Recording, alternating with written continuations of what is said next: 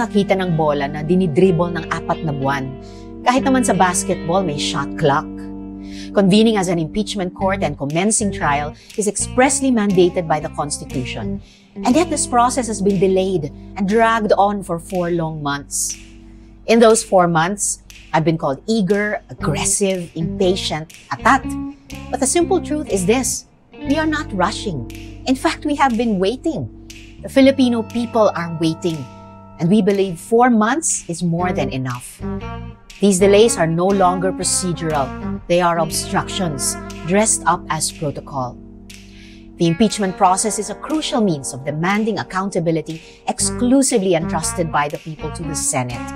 Hindi ko yan balak talikuran. It's time to follow the rules and start the process forthwith. Enough games.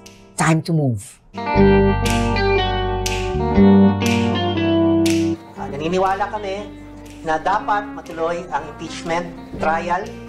Wala na pong katanggap-tanggap na dahilan ngayon para ito ay i-delay, lalo pa na ito ay tuluyang ibasura. At lahat po ng naririnig namin ngayon na nagbumula sa Senado, tila ay mga palusot, no? Para hindi nga matuloy ang impeachment proceedings. Hinihingi ng public interest, hinihingi ng mandato ng konstitusyon, at hinihingi ng hustisya at pananagutan na maganap ang makasaysayang impeachment trial, the first for a sitting vice president and the first involving confidential funds. Hindi po ito maaaring isang tabi, no? At gumamit ng kung ano-anong legal na maniobra para lang po makaiwas sa pananagutan ang ikalawang pinakamataas na opisyal ng bansa. Magandang umaga sa ating mga kasamang media dito at sa lahat ng ating taong bayan na nakakapanood nitong media conference. So ang masasabi natin, ang may kasalanan dapat pinapanagot, hindi pinapalusot. So nakakadismaya, nakaka-disappoint itong nangyayari sa Senado dahil pinospone na nga, di ba? Nakalagay sa Constitution forthwith. So dapat immediately, dapat after February 5, itinuloy yung impeachment trial. Pero ang daming dahilan, di ba? May election daw, may kampanya daw. At ngayon, biglang pinospone na naman ng June 2 dapat, ngayon June 11 naman. At ito na naman ang sinasabi ng Senado, no, sa pamumuno ni Senate President Escudero, ay ito na namang mga legislative agenda daw na mga naiwan. No? Hindi magkaiba itong impeachment, na ito yung katungkulan ng mga senador para sa legislative agenda at saka itong impeachment. Magkaiba yan na nakalagay sa Constitution na dapat equally ay tinitignan ito na mahalaga, lalong-lalo na yung pagpapanagot sa isang opisyal, mataas na opisyal, na katulad ni VP Sara Duterte doon sa winaldas na pera, no, sa confidential funds. So hindi na lang ito confidential funds, no? Nakita natin sa articles of impeachment ng iba't ibang mga kasalanan niya. Kaya talagang dapat na ituloy ito, walang kondisyon, no? Obligasyon nyo mga senador, kaya inahamon ko yung mga senador. Lalong-lalo na yung mga nananalo dyan, no? Na talagang patunayan ninyo na dapat ay gawin ninyo yung inyong obligasyon sa taong bayan. Kaya ituloy dapat ang impeachment. Nagsabi ang impeached Vice President na haharap naman siya sa Senado para sa impeachment trial. May bahagi rin ng mga supporters mismo niya na naniniwalang dapat matuloy ang impeachment trial para mahusgahan once and for all ang Vice Presidente hinggil sa paggamit niya ng public funds. Yet the sitting President sent signals to indicate that he is against the impeachment process. Bakit ba siya nagbe-meddle dito? Dahil ba may mga issue din siya na ayaw niyang maungkat? Okay lang ba sa ilang makapangyarihan na ibaba ang standards pagdating sa pagpapanagot ng mga kurakot?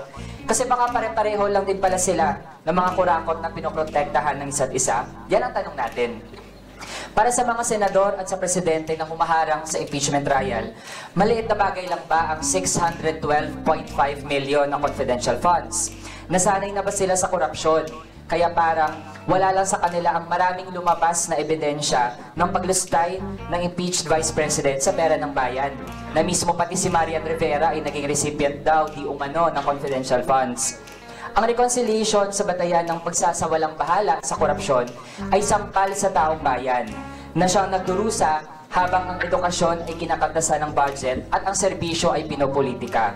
Habang pinoprotektahan nila ang kakayahan ng isa't isa na gamitin ang pera ng bayan para sa sariling interes, lalong na pag-iiwanan ng taong bayan. Kaya ang panawagan po natin bilang mga kabataan, no more delays, no more dribbling, start the impeachment trial now. Yes, maiksi lang po. Dapat talaga ituloy, no, yung impeachment trial. Yan naman ang panawagan, hindi po ng natin, kundi ng lahat ng mamamayan. Ano? In fact, yung interest po ng publiko ang pangunahin ngayon. Dahil nang maisampa yung impeachment ay dapat tinakil na ito ng Senado. Kaya nga forthwith, di ba?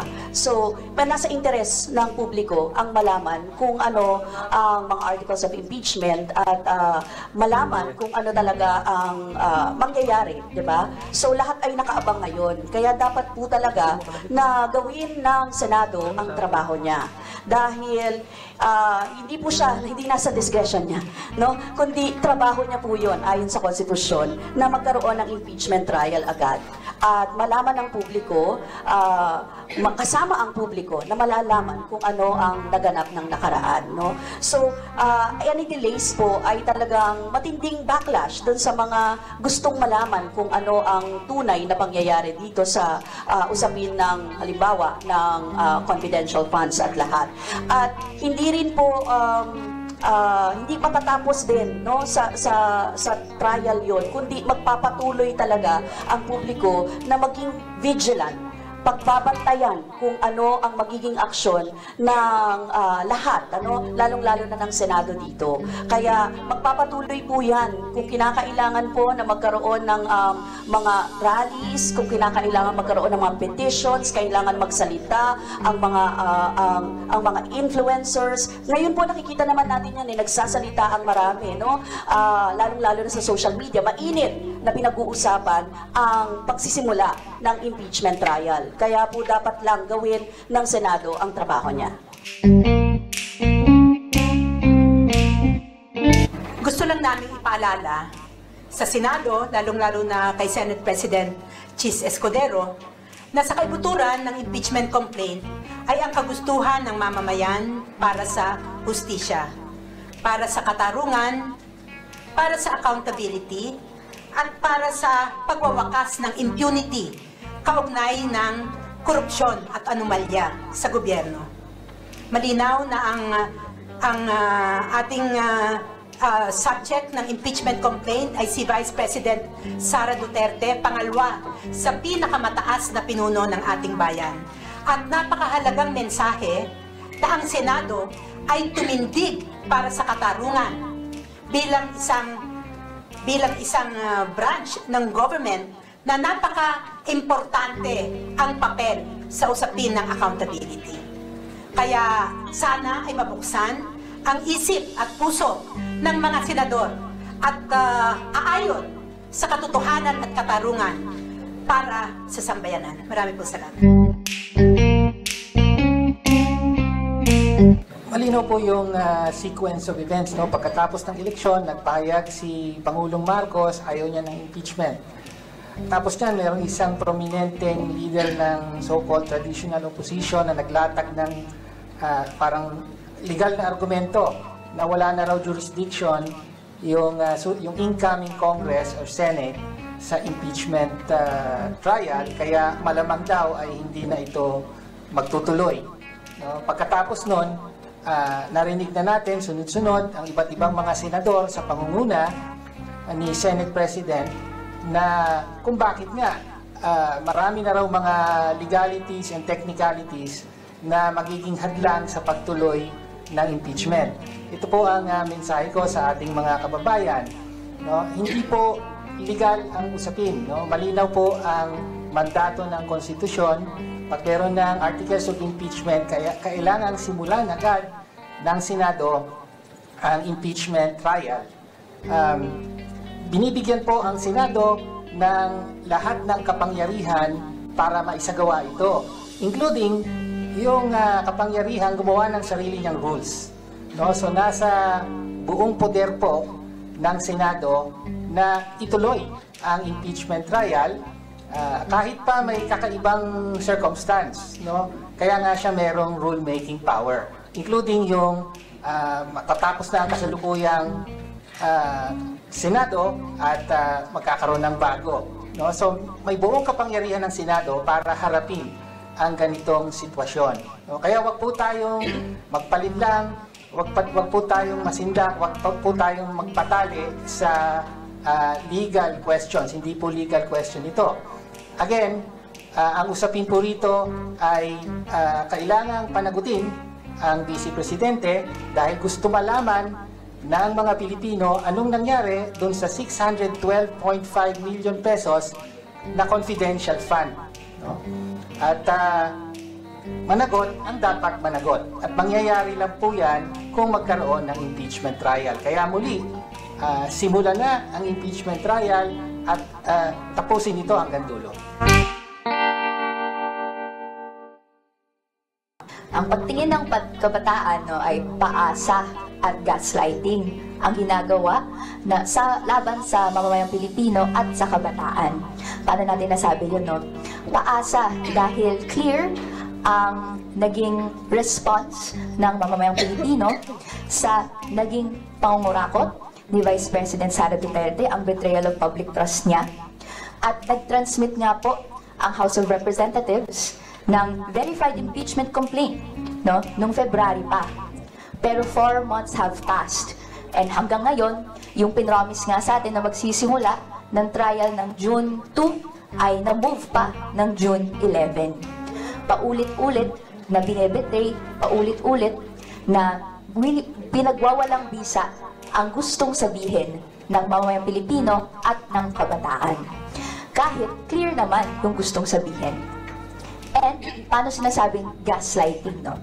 Ito rin po ay yung mag-a-address nung sinasabi nating legal concern. Dahil tama naman po na hindi to usaping legal lang, no? Hindi pwedeng i-ignore yung maraming sinabi ng mga napakaraming sumuporta sa dapat kilatisin, mag-undergo trial yung mga iba't ibang pinahayag na concern sa pamamalakad ni Vice President Sara Duterte. Pero usaping legal din ito. At ang mga iba't ibang pamamalakad ng mga statements ng ating public officials, ni President Marcos and ni Senate President Chis Escudero, ay contrary to the Constitution.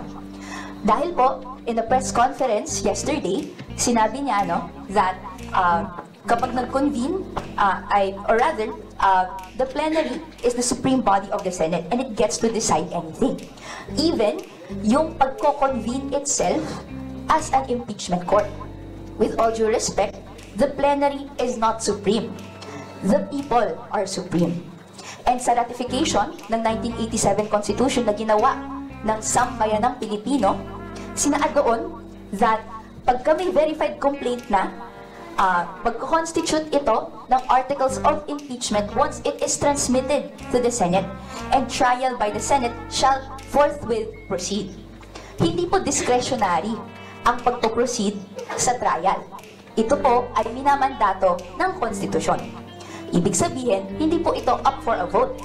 Ang tinatawag ng konstitusyon na gawin ng Senado ay agaran at walang choice kung hindi mag-convene, no, bilang impeachment court, at isa lang na ang mga concerns ng mga mamamayang Pilipino. Ito po ay tatawag natin gaslighting, yung sasabihin that the Constitution or the law says one thing, but the black text of the Constitution will provide otherwise. Kaya po, agrabyado ang kabataan na pinag-aralan ang ating kinabukasan na harapin, no? Dahil sa masalimuot na prosesong i-undertake natin pero kailangan gawin para to hold accountable, mapanagot ang lahat ng dapat mapanagot. And so, ang panawagan ng kabataan, stop the delays, no? And convene the impeachment court, start the trial na. Dismayado ang mamamayan sa aksyon o mga sinasabi ng ilang senador natin, lalo na ng majority leader, lalo na kahapon. Alam naman nating lahat ng mamamayan natin ay gustong malaman kung ano talaga ang nangyari doon sa confidential funds. Marami ang nagsasabi, kahit saan panik pa naman sila ng politika, na dapat nga masalang ang Vice Presidente para masagot ang kanyang mga akusasyon sa kanya. Kaya nakakadismaya sa marami, lalo na sa mamamayan, na dinidelay ang impeachment trial. Nakalagay naman, paulit-ulit na sinasabi, na hindi diskresyon ng Senado kung i-delay o hindi i-delay, kung kailan nila gawin ang impeachment trial. Shall forthwith proceed, ang sabi ng konstitusyon. Nakakadismaya din na sinasabi nila, nabanggit nga ni Attorney Rene and Congresswoman Rene-elect, na hindi diskresyon ng Senado yan, na parang binibigay sa plenary ang desisyon whether gampanan nila ang constitutional mandate nila o hindi. The Senate plenary is not supreme over the Constitution. And it is not up for the Senate to... Hindi diskresyon ng Senado whether or not i-fulfill nila ang kanilang constitutional mandate. Hindi. Kasi hindi diskresyon yan whether they will vote or not kung mag-convince sila ng impeachment court. Wala namang sinabi ang Constitution that it is your authority to decide whether or not you will convene an impeachment court or hold trial. Ang nakalagay sa Constitution, you have the sole authority to decide on impeachment cases. Sila na lang. Walang diskresyon yun. Trabaho nila yun. Lalo na yung sinabi na ang plenary ng bagong Senado, kung sakali naman sa 20th Congress, didesisyon na nila whether or not to hold an impeachment trial or to convene an impeachment court. Walang ganon sa Constitution, kahit sa rules nila. Ang sabi nga nila, pag na-convene ang impeachment court, it shall proceed forthwith and until judgment. Kung kailan man ang judgment na yan, o hindi gawin nila, whether it will in the 19th Congress or the 20th Congress, gawin nila. That's what the Constitution and their very rules say. Hiwalay nga ang impeachment trial sa legislative eh. In fact, sa rules mismo ng Senado, sinasabi na pag may impeachment trial, mag-adjourn mo ng legislative. Kasi hiwalay na bodies yan. So, yung sinasabi na hindi makatawid, opinion niya ng majority leader.